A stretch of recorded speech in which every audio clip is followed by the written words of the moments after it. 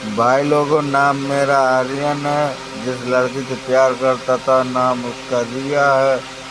वो हमें धोखा दे गए भाई। लड़की से प्यार मत करो भाई, मेरी जिंदगी खराब कर दी है। और क्या बोलते हैं, कुत्ते से प्यार कर लोगे वो भी साथ दे देगा, पर लड़की कभी साथ नहीं देती। जब लड़की अपने माँ बाप की नहीं होती तो हमारी क्या होगी। उसका एक आदमी से पेट नहीं भरता जब तक 10 आदमी से बात ना करे। लड़की धोखेबाज होती है भाई।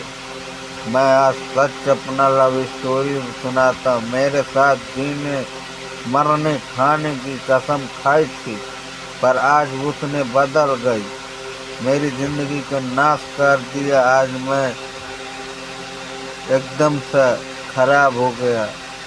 कल उसका शादी है, 1 मार्च अप्रैल का, 1 मार्च का। ओके भाई, सपोर्टर, लाइक करो, फॉलो करो।